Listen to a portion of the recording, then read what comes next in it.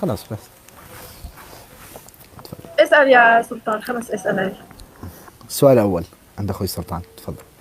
هل أنت أخذت الموضوع هذا اللي هو ككابلز عشان تكسبين الشهرة ولا لا؟ لا بالعكس. وش اللي استفدتيه منه وش اللي خسرتيه منه؟ بالعكس، انت عارف ان انا اكتر واحدة بتطلع صدفة مع الترندات، وانت فاهم كده كويس يا سلطان وعارف. لما طلعت مع مشاري برضو كان صدفة، ما كانش قصدي ان انا ترند. ولما قابلت حسام برضو في لايف كان برضو صدفة.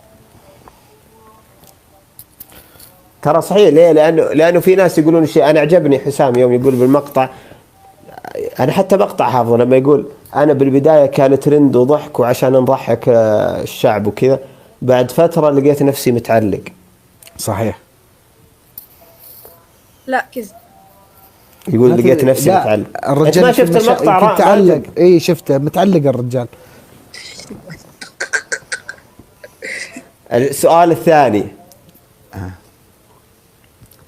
أعلى دعم سكور جاك بالبرنامج كم؟ ممتاز. هذه يحب الأسئلة هذه ماجد. يحب ماجد، يحب أي شيء فيه دعم. لا والله. تدرين ندى، تدرين أعلى دعم من جاء الماجد، تدرين بجولة بساعة، تدرين كم جاء؟ 55 مليون ما شاء الله. ما شاء الله ما شاء الله يزيدوا يا رب. اللهم امين. كنت معه، تدرين كنت معه بالجولة يا حبي. وجهك وجه خير والله. كنت معه أقول اللي تحدى يطب ويركب اللي. السؤال الثالث. لا خلينا نجاوب. كم جاء على رقم؟ ما ادري، بس تدري تتذكر محمد هذاك السعودي اللي كان شعاره اخضر؟ هذا الدعم الرئيسي عندي. كم نزل لك على شيء؟ بلا كانت وقتها والله سكروته كانت عالية صراحة، بس ما اتذكر. حلو. السؤال الثالث وش أكثر؟ طيب سلطان تكفى اسألها. سلطان هي تقول كان، وش السبب اللي راح؟ لأن بصراحة خلاص ما تبغى تجاوبين. خلاص اوكي عرفنا. تفضل. نفس الداعمين الثانيين؟ لا الحوار مختلف شوية. كان أكتر حد ضد موضوع الترند وكذا هو كان الداعم محمد. طيب اوكي. حاليا المشكلة والله يا ندى اللي يصير معك تقريبا نفس اللي صار معي قبل فترة. والله عشان كذا لا انا اقول لك وش صار معي. انت ولا شيء، ولا انا بطلت افتح بث. المهم اسمعي، اكثر شيء خايفة منه الفترة هذه. الله يسعدك. اكثر شيء خايفة منه الفترة هذه بالسوشيال ميديا. خسارة حب الناس، لأن تعبت على ما. ايوه هذا اللي انا بك تقولين. والله خايفة. لازم توضحي له. وفعلا سايباها على ربنا، بقول يا رب سهل اموري بس.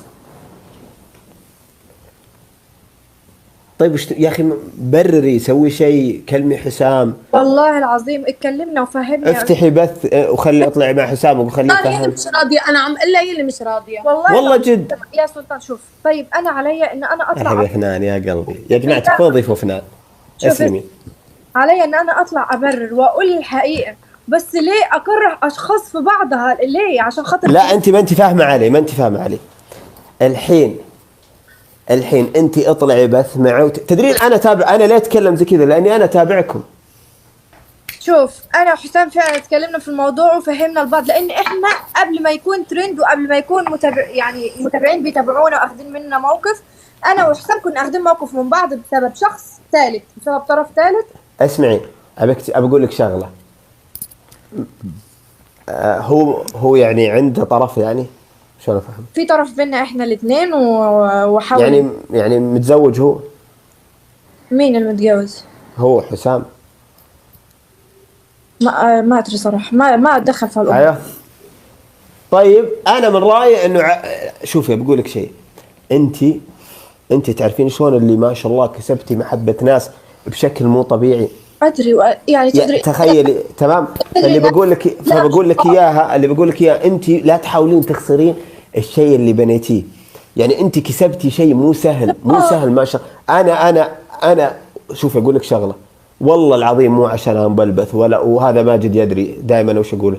ما شاء الله ترى الشعب العراقي والشعب هذا قوه، عرفت؟ معليش اقوى جمهور ترى اي تشوفهم العراقي. باليوتيوب تشوفهم محبين بشكل، اذا حبوك صدق يرفعونك. فانت حاولي تطلعين مع حسام قسط تحيه وتتفاهمين معه حلو، تقولي له يا كذا شوف يا بنت الناس يكفي مقاطعكم، مقطع $1000 مدري شنو، يكفي ضحككم. والله ان احنا الخسرانين بثكم الصراحه صح. شوف يمكن اطلع تاني مع حسام باذن الله، ما ادري بس يمكن، بس عشان يعني نفهم للناس سوء التفاهم. ندى انت واضح عليك متضايقه، ترى واضح عليك. سلطان انا من امس اقسم بالله ما نمت، بقول لك والله واضح على وجهك، على طريقه كلامك واضح. ندى اسمعي دقيقه بالله، اكسروا الشر زي ما قال سلطان. ليه ما واضح عليك انك لا تضايقين، يعني هذا الشيء ياثر على نفسيتك، ياثر على صحتك، ياثر على كل شيء، تمام؟ ياثر على تعال يا حسام اطلع قسط معي كذا انا معي 1 2 3. ما استقبلت حسام تبغينا بصراحه مين محرم يعني، ما هي شلون تستقبله؟ بعد انتم لا تكونون بالمره تستقبله، الرجال يبي خطب ما استقبله، وش اللي استقبله؟ بعدين يا سلطان والله العظيم اقسم بالله حسام اللي نفسه كلمني يوم المطار قال لي ما تجيش، انا في ناس ضيوف جايين يستقبلوني، شلون اروح الف عليه في المطار؟ يا جماعه افهموا. هو قال لك عندي ضيوف، اقسم بالله قال لي لا تيجي يا ندى عندي ضيوف جايين يستقبلوني، شلون اروح الف عليه في المطار اشيله من قفاه؟ انزل كرامتي في الارض واروح لا ما يرضى. سايبه يعني تروحي كده من نفسك؟ ما عنديش اهل. هو انت سايبه؟ طيب خلاص انت بس لك وضحي للجمهور انه خلاص هو قال كذا. والله تعبت. انت يجيك مضايقات بالسناب وكذا؟ وبعدين هو لو كان ناوي جاي يخطبها كان يجي يخطبها في البيت مش في المطار، صح؟ لا يجي البيت، هو انتم رفضتوا. كان بيخطبها؟ من اللي كان الرجال جاي من انت ما تدري ايش السالفه؟ حس حسام عارفه. ايوه حسام عارف. رايح من العراق حاجز طيران لدبي عشان يروح يخطبها، جايب معه عرض. جاي عشان شغل. جاي عشان شغل يا سلطان. حسام جاي عشان شغل يا سلطان. والله الراجل ما فاضي، اقسم بالله ما فاضي، جاي علشان شغل. كلمته اقسم بالله كل يوم ياجل في ميعاد، والله العظيم مشغول الراجل، عنده شغل هنا حتى اصلا والله لغايه دلوقتي وعنده شغل. سلطان يعني حتى انت كمان عارف. لا انا ما ادري، انا هذا اللي شفته، ما ادري عن شيء. لا عنده شغل يا سلطان، عنده شغل. اي خلاص اذا عنده يعني هو مو جاي. عنده كل يوم تصوير وعنده اعلانات في دبي واحنا عارفين كل الشغل اللي عنده. دقيقه ندى، هو جاي يعني غير الشغل بيخطبك؟ لا يا جماعه مالكم، والله العظيم كانت فجاه، والله ترند. مش ترند، هو بيهزر. حسام من النوع اللي بيحب يضحك ويهزر. يا جماعه احنا اتفقنا ان احنا كابلز كوميدي، لا اكتر ولا اقل. انا وحسام متفقين على كده ان احنا يا حسام كابلز كوميدي، مفيش حب.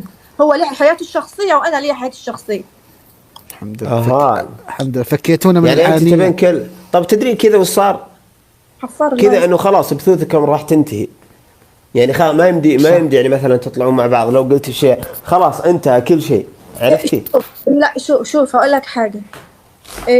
شوف حسام من غيري هيكمل لو هو فعلا. لا ما تنتهون، لا اقصد تنتهي ما تبثون مع بعض.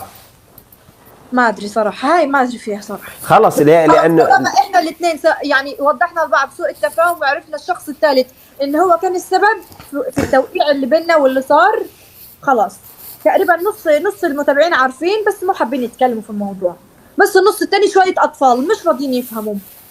يا اخي لانهم حبوا. يا اخي افهمي، يا اخي انا اقول لك شغله، انا وش ذنب المتابعين اجي ابث لهم 3-4 شهور 4 شهور، فاهم علي ماجد؟ 4 شهور اطلع بث وانا اطلع مع ماجد مثلا، لا مو ماجد، بنت، اطلع مع بنت 4 شهور وانا اقول لها كلام حلو تقول لي كلام حلو، اقول وفي انه بتزوج، بعد 4 شهور تقول ترى خلاص اسكتوا. طيب وشلون يسكتون لهم 4 شهور؟ الواحد كان يعتبركم جزء من يوم، يتابعكم يسوي، فما يقدر. عرفت؟ صح. يعني انا كنت مقرره والله اسبوع ما افتح، بس اقسم بالله اسبوع ما افتح بس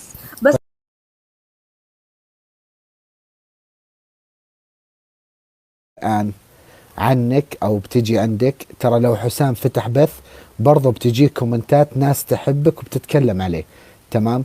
بس صدقيني لو شافوا، بس اسمعيني اكتر يا لو شافوا شوفي هذول اللي يتكلمون الآن يقولون نزلها ولا كذا ولا كذا، لو شافوا في يوم من الايام نفسيا والله أيوة تتعب والله. ايوه بس لو شافوا يوم من الايام انه انت بحاجتهم والله بيوقفون معك، هم حبوا كاركتركم يا جماعه. كومنت والله بقول لكم كلمه بغض النظر عن المشكله وكل شيء، حسام نفسه مو يحب النفر، ما يرضى انه واحد يغلي شخص، ما يرضى انه يكون عنده كومنتات زي كذا.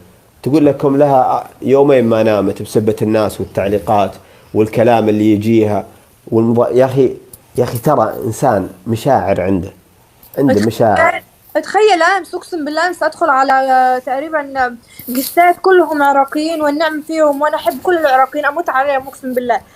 عاملين حملة عليا، نزلوها توصل للصفر من تاني، نزلوها جرحت ابننا كسرت قلبه. جماعة ابنكم ما قاليش انا بحبك، ابنكم ما كانش بيكلمني خاص بيني وبينه. وبعين لا تطلعين هالامور للناس، لا ما كان يكلم امك. الامور لا تطلع للناس افضل والله. ابيهم يفهموا، مش راضيين يا جماعه. احنا اتفقنا نضحككم، نرسم الضحكه على وشوشكم، لا تتعبوا نفسيتي. انا بالامس والله ما نمت، اقسم بالله ما نمت. كفايه حساب الانستجرام اللي بقالي 2 3 سنين بتعب عليه وفي الاخر راح، مش عارفه ارجعه.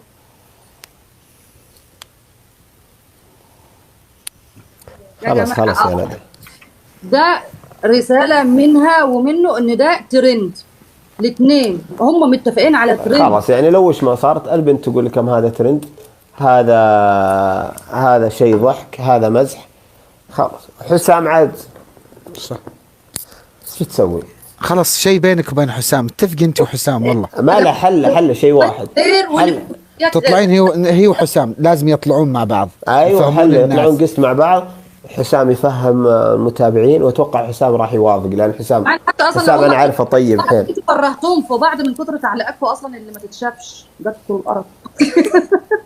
لا تغلطين عليهم، كله لا، المحترمين محترمين، في عيال في اللايف ممكن يكون صغار، دول ما بيعرفوش اصلا الاصول ولا الاحترام. لا في ناس محترمه جدا، ده كلهم على راسي، بس في ناس والله العظيم ما تستاهل. طيب الموضوع مو مستاهل. انا ايد سلطان يوم قال اجلسي انت وحسام اطلعوا بث مع بعض وتكلموا، اما انت تطلعين وحسام مو موجود وتجيك كومنتات وتبدين تطلعين كل شيء في قلبك، لا يعني مي حلوه اللي جالس يصير معك. اي يعني الان الكومنت والله ندى لو اكرهك ما ارضى انك تطلعين بالطريقه هذه. لو اكرهك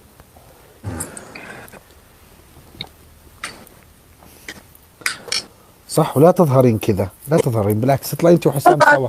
انا والله العظيم بس انا مش زعلانه، والله العظيم مش زعلانه، بس يعني الكومنتات ضايقتني. انا والميك اب بتاعك ساح بقيت حاله متضايقه عشان الكومنتات ضايقتني. انا ما كنتش اتوقع من حد ان هو يعمل فيها كده يعني. ليه يعني؟ انا ما عملتش حاجه في حد. طيب لا تظهرين كذا، ترى انت اخت عزيزه وغاليه عندنا، بس لا تظهرين كذا. اتفقي مع حسام واطلعوا في بث ووضحوا كل شيء للناس افضل. ماجد لو لهم نصيب يرجعوا تاني في اللايف هيرجعوا، مالوش نصيب خلاص، كل واحد بيبقى في حاله عادي يعني. انتوا في بينكم مشكله الان يعني ما راح تطلعون؟ ترى مو خلاص ما يقدرون، حتى قستات ما راح يقدر، لان خلاص هذه ايش قالت انا يعني اني بس ماخذته شو وانا كذا مو ماخذ، وجالسين نضحك بالبث. وحسام قال نفس الشيء، قال انا ماخذ ضحك واستهبال، لكن تعلقت مع الوقت. شفت مقطع ولا لا؟ امتى قال كده؟ هو ما قال تعلقت، مدري انه يعني مع الوقت. هو قال انه هو تعلق، بس هو بص اقول لك مع الوقت ما قال يا جماعه كذا ولا لا؟ ولا انا غلطان؟ سلطان اقول لك على حاجه، دقيقه قالها ولا لا؟ بص اقول لك على حاجه، انت بتشوف انا مع الوقت لا بس انا سمعتك شوف حسام على اللايف بس صح؟